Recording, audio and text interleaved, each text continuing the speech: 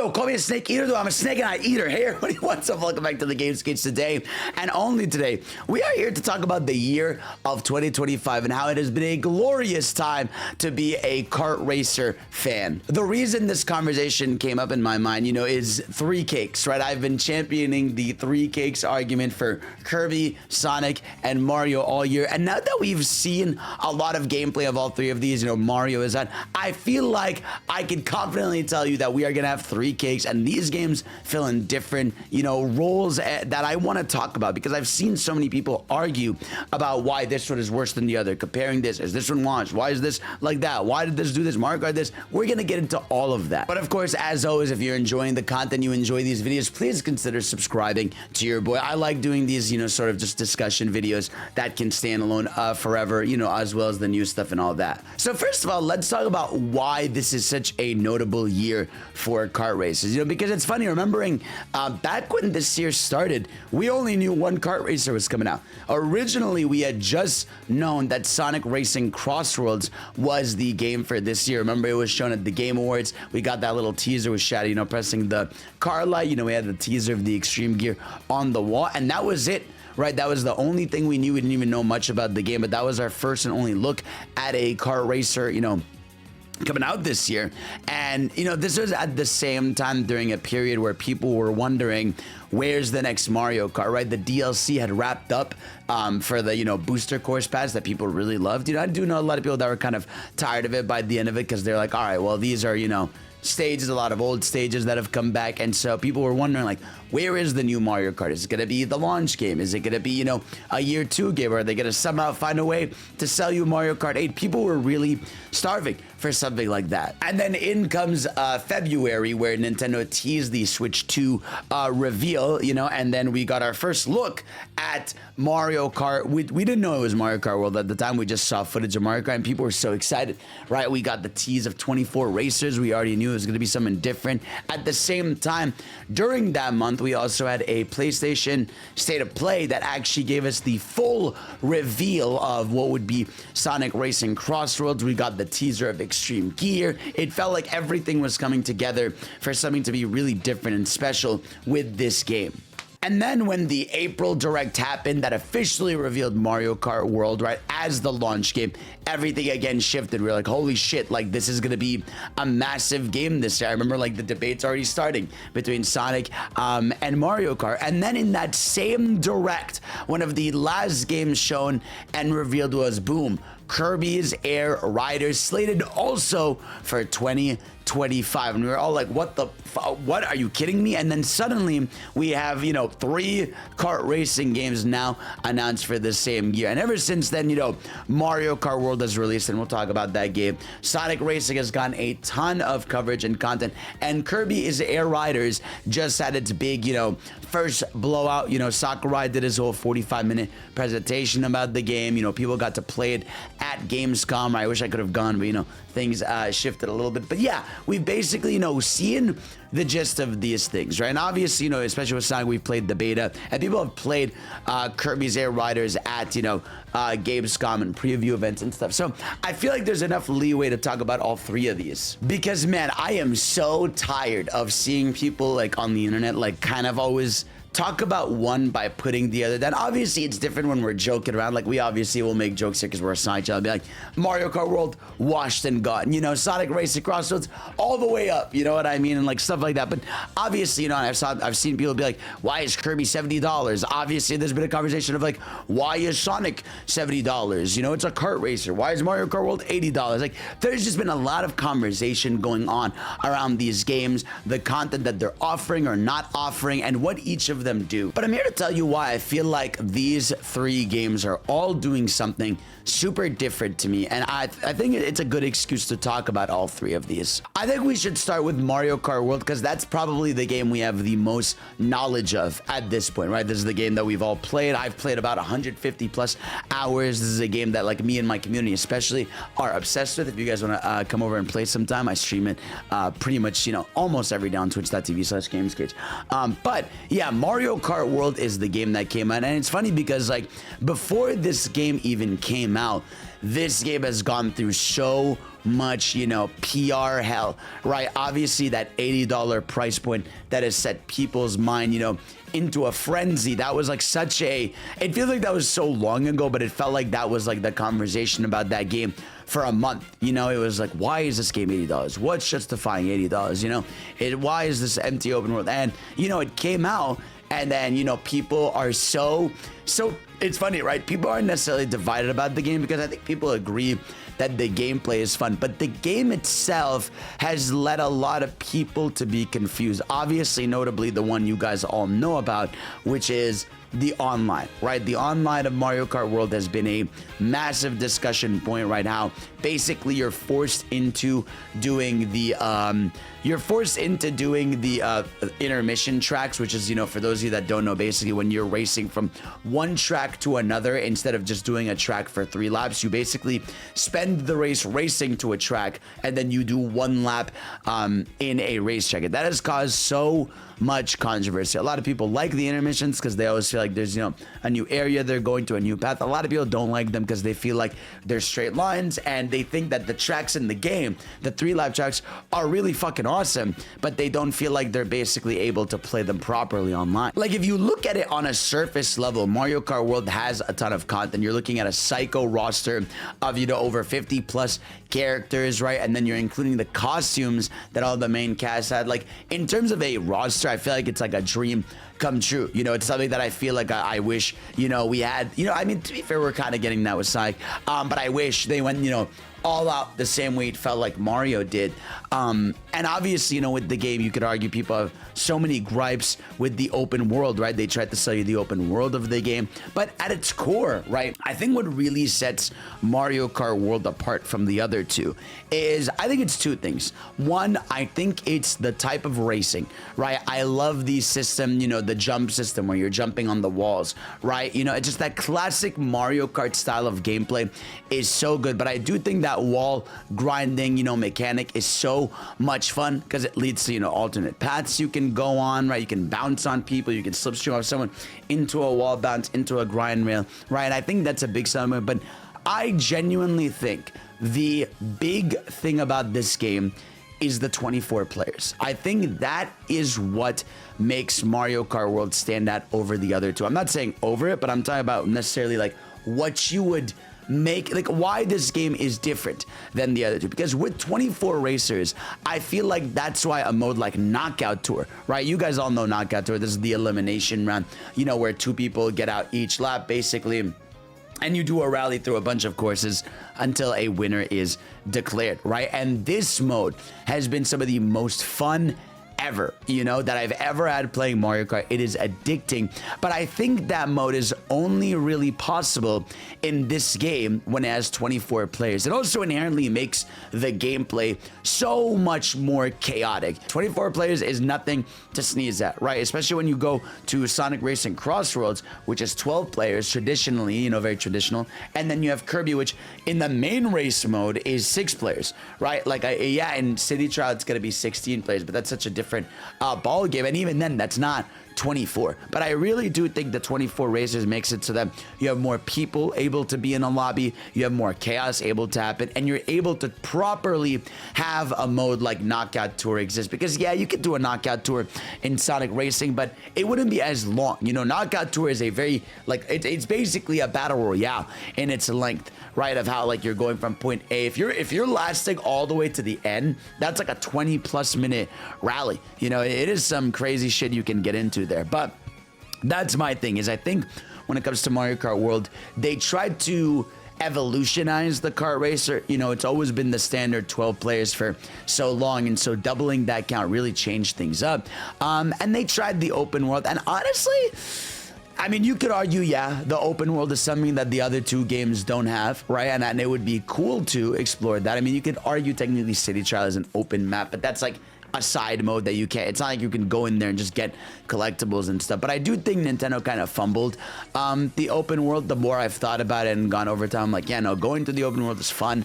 But the fact that there's no like little radar to find all the challenges and things kind of just makes you less inclined to just want to go and roam around and find a random P block, you know. And I think there's definitely something lacking in the game. Like, it does lack its customization and stuff that I think another game picks up on.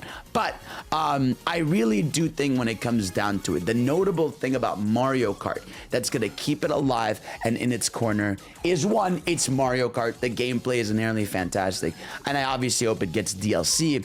But I do really think the 24-player count is really the big one. I think that's the thing that makes a knockout tour mode possible. I think it's the reason why the game is so much more chaotic. It's so much more frantic. I mean, there is such a depressing feeling of going from first to like fucking 16, but there's also a crazy feeling of going from like 18th to first place because someone caused the lightning, you had a bullet bill, you start through, and you're just bashing through so many players, and the world just feels really big. And just, I don't know, when it comes to Mario Kart World, I think that's always what's going to stand out about it as opposed to the others. But another cake that's on the table that we've obviously discussed at great lengths on this channel is Sonic Racing Crossroads. It's so funny because I'll never forget when Mario Kart World was teased, right, and shown. It was immediate dooming, right? It was immediately like, it's over. They're gonna delay this game. They're gonna have to move this game away. Even I was like, I wasn't obviously dooming, but I was like, I'm sure Sega is probably looking at the date they were gonna go with. Or no, I think Sega is praying that Mario Kart would go first so that they can go in second. Because, you know, even if the game is notable, you don't want them to launch at the same time. And struggle, right? But regardless, Sonic Racing Crossroads, I really do believe, in my heart of hearts, has done a fantastic job of marketing itself and standing out as its very own thing. Now, the biggest thing that we've been all saying about Sonic Racing Crossroads and its biggest selling point of why it is so unique from, again, Kirby and Mario is I truly believe that Sonic Racing Crossroads at its heart is an arcade game, right? Sega themselves have gone on to say that they have hired their classic arcade racing developers, such as, you know, people that have worked on Initial D, right? It's a project being worked on internally at Sonic Team. Like, this is a game that they are honing in, and man, whenever I've played it, whether it's at Summer Games Fest or, you know, the beta that we had earlier this year, I was like, my God, this has such an arcadey feel, from the colors of, you know, the bars when you're doing tricks in the air, you know what I'm saying, to like the way the tracks are designed, to the movement. Everything about the game feels like you are playing an arcade game. And that's not the only thing that stands out, right? When Mario Kart now has 24 players, right, I think Sonic Racing Crossroads is then positioned as something more traditional, right? And I think, you know, when something, you know, this always happens in the industry. When something changes the game, there's obviously people that love the change of the game, but there's also people that prefer the standard, the classic, right? And I think Sonic Racing Crossroads kind of has that benefit now of like, all right, well, this is not only arcadey, it's more traditional with its 12 players, but I also think the gadget system is so unique to this game. This is a gimmick we've talked about for a long time now, where not only are you picking different car types, you know, like your extreme gear, which is awesome, and your cars or your heavy cars or whatever, you are also picking up gadgets that are completely going to change how you play the game yourself. I mean, you could pick out gadget loadouts that are centered around, you know, getting rings, or, you know, maxing out your ring count so that your boost, you know, goes far, right? You can make it so that, like, you're a complete damage user, right? Where you have gadgets that make it so that, you know, you're doing double attacks, you're getting crazier items, you know, you could bump into people to damage them, right? Or you could do stuff where it's like completely boost based, right? You can make it so that your gadgets are all drift based if you really love drifting and you're confident in that. Like, the gadget system in Sonic Racing Crossroads is really something that's different than Kart, because I think when it comes to like something like a Kart, or I mean, Kirby Air Riders actually has its own version of this, which is why that game stands out. We'll talk about it. But in a game like Mario Kart, you could pretty much pick any kart you want and do decent. You know, it's not like there's anything that crazy. At the end of the day, if you get your boost, you get your items, you can still win with a vast majority of the carts, right? Whereas with Sonic, I feel like the meta, quote unquote, is going to be so much bigger, because I do think there's going to be a lot of combinations of characters with certain gadgets, with certain car parts that are going to make you stand out and feel like, oh, I can play this character this way, right? I can make a character like Knuckles, who's a heavy base character. I can make his moveset speed based. That way he has a balance, right? I can make a character, you know, like I don't know, Tails, who's more technical, right? I can make him into a powerhouse as well. Like, there's so many ways to be creative with how, you know, what gadgets you use. And you could argue for some people that's overwhelming and a lot, which again, that's where it comes into play of like which game you might prefer, right? But it's cool that it's there, you know, and I feel like that's something that makes it stand out. And not just that, I just think customization is really the king of Sonic Racing Crossroads. I think that is one of that game's trump cards, right? I think, you know, that game having like, you could have so many beautiful colors for your cars, so many beautiful decals, you know, you can really make your vehicle stand out, right? I feel like in games like Mario Kart or even Kirby, right, like all the vehicles, you know, you can't really customize them in a way of like having, you know, different color variants for them and all that. Here in Sonic Racing Crossroads, every car could have different color variants, you know, you could have different stickers on them. You can really stand out and be like, oh shit, like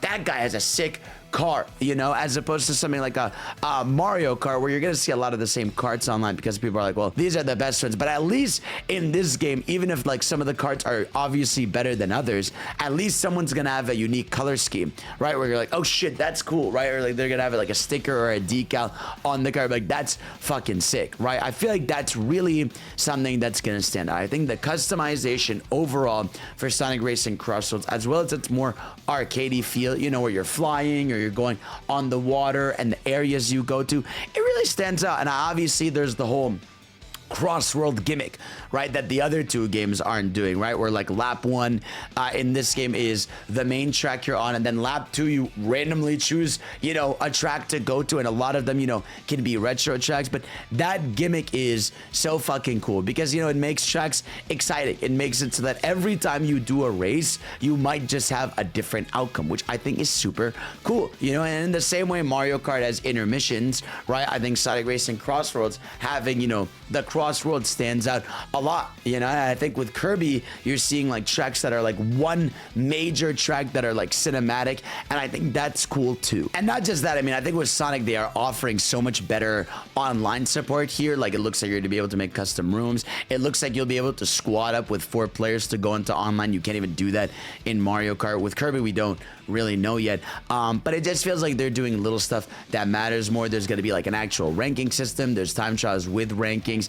I don't know, there's the Grand Prix, the rival system. I mean, I even gotten into the rival system, right, making it so that Grand Prix stands out so much more. You know, in Mario Kart, you just kind of like day one, you're like, I'm gonna do the Grand Prix and then I'm out, you know. Whereas with Sonic Racing Crossroads, if you give a shit about Sonic, you're gonna end up playing those Grand Prix a lot just to see all the different character interactions and see how high up you could get the level of the enemy rivals. Like, there's a lot of cool shit that you can get out of Sonic Racing Crossroads that I think is very different. You know, we're gonna get also the crossover aspect, right? We're seeing all these Sega characters, and like, obviously, you know, it comes off as I'm glazing here, but again, the whole point of this video is to show that, like, I am, you know, as so far as 2 for 2, and then we're gonna get into Kirby, I really just think each of these serve a different purpose. So far, when we've talked about Mario Kart, I love the amount of characters you have. You know, I love the 24 racers and knockout to it. That shit is awesome, right? And the open world's really cool.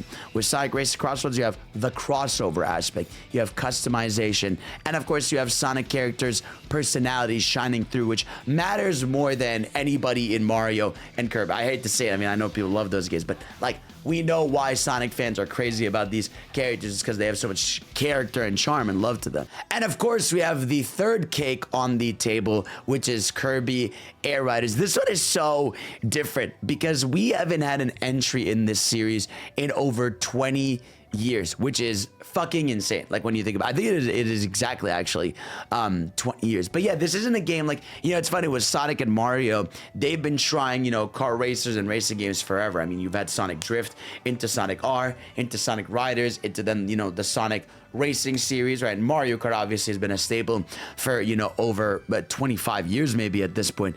And yeah, you get into Kirby Air Riders, which is a game that was, I don't want to say a cult classic, but it's definitely a game that was never huge, but the people that love it really love it. There's something very GameCube about Kirby's Air Ride. And I think when I say that, you guys would automatically know what I mean. You know, it's like a smaller experience. It's a little bit more chaotic. It's very experimental, right? A lot of GameCube games at the time were super experimental.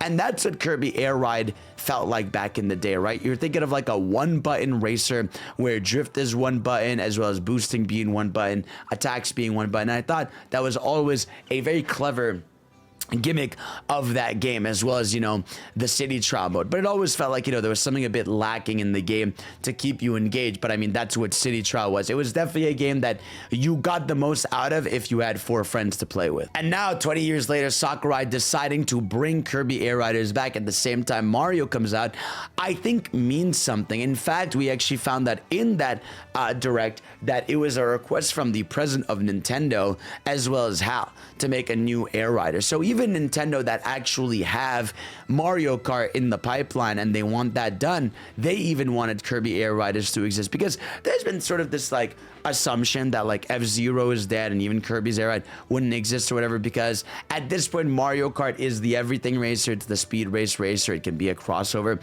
But I think, you know, Kirby's Air Ride has always been so unique that, yeah, Sakurai bringing it back in the most Sakurai way possible is fucking awesome, right? So obviously, you know, this game, I have so much to say about this one because we haven't really talked about it here on the channel since that direct. I really do think Kirby's Air Riders is also gonna stand out, and I think there's a lot of reasons for that. One, I think Air Riders is so much more, how do I explain it, mini game like, right? Like, it's funny, Sakurai even in his presentation said that the game, the racing is not the focus, right? Which is such an interesting thing to say about a car racer, right? But I think it's because Sakurai acknowledges that like things in Kirby Air Riders are like these short bursts, right? But they're meant to be extremely fun short bursts. So the gimmick when you look at the racetracks in Kirby's Air Riders are that they are these gorgeous sort of like journeys. Like they're these they're these 3-lap courses that look beautiful, right? This example right here of the level he showcases where you are basically riding entirely around this, like it's almost like F-Zero level speed, right? Where you're going through this crazy, underwater sea, into a beach, into a shipwreck. Like you are seeing so much happening. It almost feels like you're playing an anime, right? Which it's funny enough, actually, this is kind of crazy. This game feels more like Sonic Riders than Sonic All-Stars, what's called Crossroads does. When it comes to Kirby's Air Ride, it feels like a thrill race. It feels almost like an anime, if you want to say that. Like it's almost like you're getting an anime perspective of a race with high intense, high detail. But what's always stood out about Kirby's Air Ride, and what will still stand out, is one, obviously, it's got its own creative, cute roster, but also, Sakurai is a master of simplicity with depth, right? In this game, I think people are going to notice that it is a really hard game, right? I mean, even in the direct, Sakurai showed that there's going to be a big list of tutorials you can do. I mean, this is a game that you are going to need to master to really play better than others in. You know what I mean? It's not a game, it's not a pick up and play. With Mario Kart, I think you can win a race if you get a Thunder. And I think when people pick up the different vehicles, they're gonna realize just how much more difficult this game is, because the whole gimmick of Kirby's Air Ride is that you will play a completely different car from someone else. That's gonna vastly change how you play the game. So you can pick a car like, the triangular one, right? Where basically you hold A and it flings you in one direction, right? Or you can pick, again, the heavy car that damages people when you go around them, right? You can pick even a heavy vehicle that barely boosts forward, but when you hold it up, it goes goes super fast, right? You can get, you know, this new paper thin one where it allows you to glide so much more higher. Like, the vehicles in this game are completely unique, and that stands out so much more, right? So like inside Crossroads, it's about like the gadgets and customization, whereas in Kirby, each vehicle is its own like game, effectively. You know, it's its own gameplay style, which I think again is something that's really cool because you can really pick the ones that make the most sense to you. Now, obviously, this sort of allows things to be like, you know, more meta. Like, people will be like, okay, well, obviously this is the best one in the game, but it does allow for people to have fun with the way they want to play. And of course, I mean, the game is centered around a mode that's not even the racing, and that is City Trial, right? City Trial is basically the big gimmick of the game. For those of you, I mean, if you watch the direct, you already know, but the idea of City Trial is it's a 5-minute open world rally where you're trying to collect all these stats, right? You're trying to get the best vehicle you possibly can. You're trying to get as many stats as possible, because once you finish it, you basically go into a mini game, right? And you don't know what the mini game is going to be. It could either be, you know, break the targets. It could either be a race. It could be a fight the enemy. So the stats you got might like almost screw you over based on what you get or didn't get. But I think, again, this mode City Trial is something that is so unique to this game, right? And even Sakurai teased a potential campaign story mode at the end of that direct. You know, Sakurai likes to go crazy with this shit. But regardless, right, I even think with a game like Kirby, right, with the level of speed it's trying to be at, you know, with even like all the power-ups being super cool, where like every character in the game is going to be able to get the different Kirby power-ups with the different vehicles. Like, I think Kirby Air Riders is a unique game from the three of them, where it's like, it's definitely the one that like falls, it's a weird middle ground where like it's traditional, but it's also like it's like a mix of Mario Kart and Sonic, where it's like it is arcadey, but it's also like expansive, and it's also trying something super different. Like, I think stuff like City Trial is super different. I think the stuff that they do with the power-ups is super different. I mean, obviously, you know, power-ups are power-ups at the end of the day, but the power-ups aren't the same as other games. You know what I mean? I feel like a lot of them are damage-based or boost-based in this game. And again, we all know Sakurai, his game is going to be all about, you know, unlockables. You're gonna have to unlock stuff, right? He wants you to play through the arcadey stuff he has in there. It's always gonna be about getting achievement. Like, Sakurai designs his games in a way where like playing all the content the game has to offer is always unlocking you or getting you something. Yeah, I think when it comes to Kirby, you're gonna see a much higher skill ceiling. You know, I think this is a game that like, if you're not good at it, you getting first place is going to be much harder than in like Sonic and Mario, where like if you get a good item, you know, and a lot of times you get a good boost, there's not that many players in your way. Like, it's easier to get a first lap win in those games than it's going to be in Kirby. In Kirby, there is going to be like a, hey bro, I might be cooking you right now, which obviously that's a case in any kart racer, but it feels, especially with the shit they're doing with Kirby, that's a higher skill set, which I think is good. I get it. It makes it stand out. It makes it its own thing. And like the music sounds fantastic. Like, it feels like it's just doing its own thing. And that's really where the crux of the whole conversation I want to have is that, like, again, I've seen so many people talk about price points, right? You know, like technically Sonic Race Crossroads for the deluxe edition is $90. You know, if you want to get into it, Mario Kart is $80, right? And we don't know if it's going to get DLC. With Kirby, it's a $70 game. And look, I feel like for me personally, I don't think there's a point of talking about price, because it's a subject that I feel like we always go in a circle with, because it's a topic that's super subjective. Some people are like, well, I got my money's worth. Some people are like, well, what inherently makes it this price? Well, I don't mind spending it. Games are all getting expensive. This is the norm. Like, we just go in a kind of circle with this conversation, and so there's really no point of factoring it, for me at least, you know. And of course, you know, obviously now that we've gotten a few months away, I can definitely say that, okay, you know, maybe $80 for Mario Kart was a little ridiculous, even though everyone's buying it with the bundle. And maybe, you know, they'll make it cheaper eventually when the bundles aren't a thing anymore, right? But yeah, I can see why some people would be still peeved about that. It makes sense. But it's like, I don't understand even why people would even like, I even see people just like, I have never seen conversation this heavy about kart races, because kart races have always meant to be like a fun spin-off genre, right? It's always been a genre that's like, this is a spin-off, this is a side thing. And of course, I'm happy people are passionate enough to be talking about them this deeply, right? But at the same time, I'm like, it's just a kart racer, man. The fact that they're even of this quality and that we're getting 3 of them in the year is a big deal, right? Because, dude, I'm telling you, man, for the longest time, right? And I feel like it's to this day, I feel like kart racer as a genre has never been able to fully flourish. It's always like been here and there, right? Companies have tried it, but it's never fully succeeded, right? You've had Mario Kart that's always dominated the kart racer market. You have Sonic that's attempted things, but hasn't always had the best, you know, chance, right? Whereas like, it feels like Sonic Racing Crossroads it looks like it is easily going to be the best selling kart racer they've ever made. I mean, they have been promoting that to the high heavens. Literally mid recording of this video, they just dropped the teaser for the animation that's going up. And it's like stuff like that animation teaser, stuff like all the marketing they're doing with the crossovers, like stands out, you know. And Mario Kart, like,